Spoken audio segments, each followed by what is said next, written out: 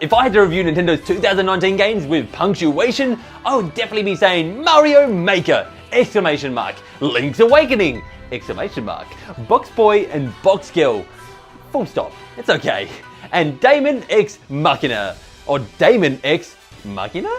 Question mark. Because I'm not 100% sold in this game. Well, I wasn't before going into this demo. I am now though. Now, while I may not have always believed in this game, I tell you what, Nintendo, they certainly have. They basically wrote it in bold when they put it at the start of last year's E3.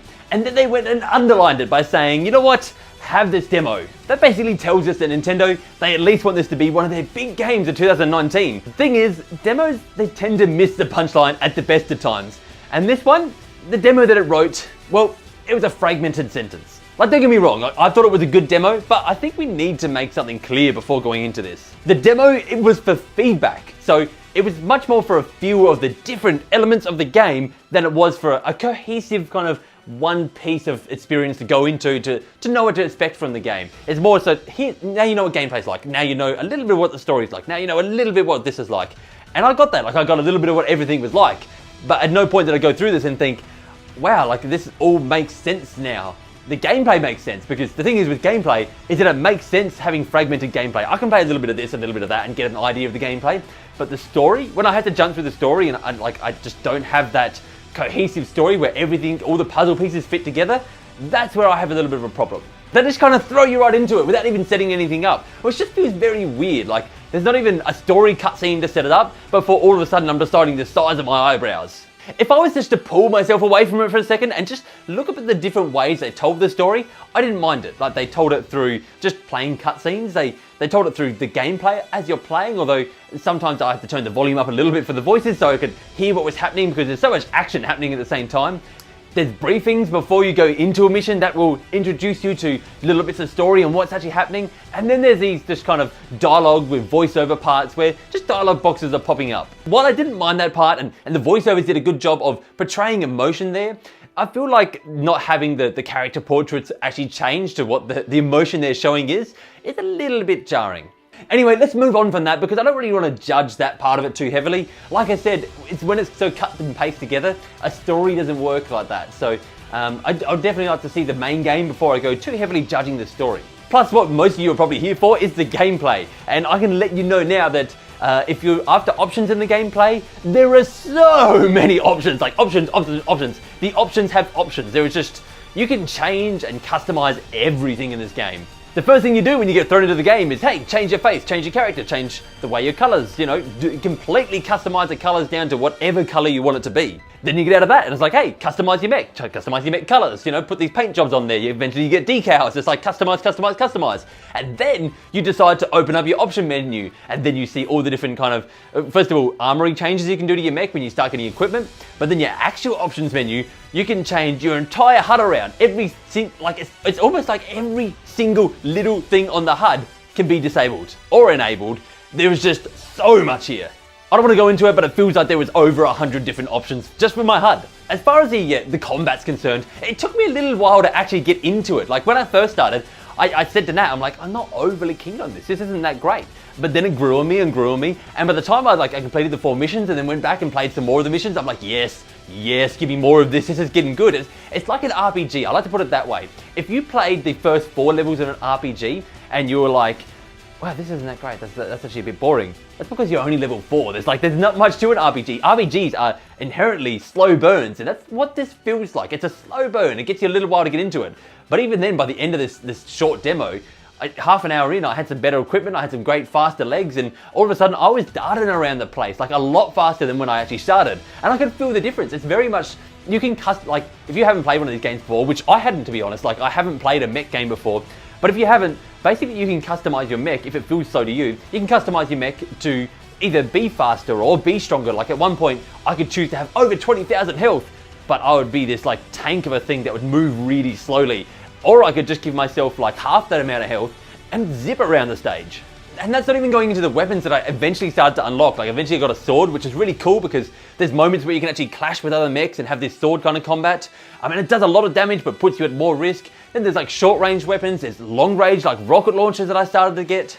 there's shoulder missiles, it's just grenade launchers. There's so much kind of going on as far as the weapons, and you're constantly like kind of customizing them, that in the main game when you get everything available to you, I think that's going to be amazing. And I think that's like, probably this is why people who like mech games like mech games. I also found these missions that they let us do a really good showcase of what the gameplay is actually going to be like, because they let us go to these 4 different missions. So basically you had a training mission to start off with, it's very basic, and then you eventually go into just a target kind of mission where you got to hunt down a certain targets, and then you go into like a defend one, which sounds really bad, like standing in the middle of somewhere and defending a building, but actually work quite well when you're such a big mech and you have like real firepower behind you, and you have some other mechs that actually fly around and help you in this demo. And then last of all, the last mission that you're going to do is a big boss battle, and this was the most exciting one to me, and this is what I can't wait for when I get this game, in which I am sold on it after this. Not sold on the story, which I think I've harked on that enough, but definitely sold on the gameplay. But the boss battles, they are fantastic, and they allow you to take on this giant mech. And the thing that's really kind of striking about the boss battles is that you can always see like the weak points, you can always see where the boss is.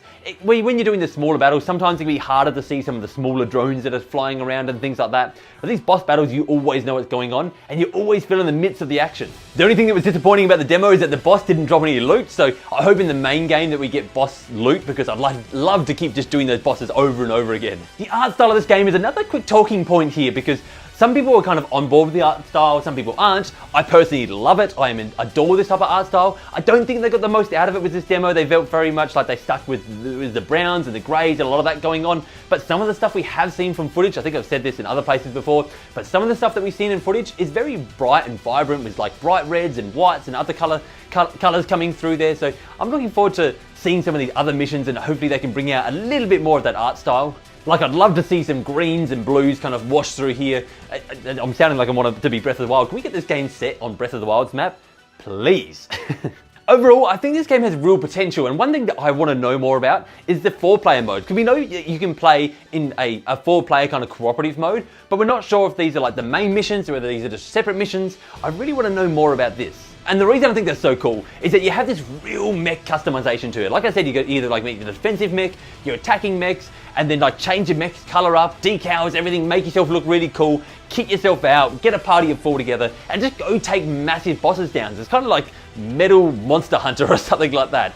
It sounds like, I don't know, nerdy and fun and cool, and I'm all for that. If I wasn't so sold on the gameplay, I think the one thing that I would still be waiting out for, and just definitely keeping an eye on reviews, and if this is part that you're looking, like if you're looking forward to a story in this, I got elements of a good story, but I just didn't feel it come together. So when you, like, if you're looking at picking this game up, either give the demo a go, and then maybe watch the reviews to see how the story actually not unfolded, but what other people thought of the story. Did it feel cohesive? Did it feel like it was told in a good way? Because that's the only thing that I'm worried about.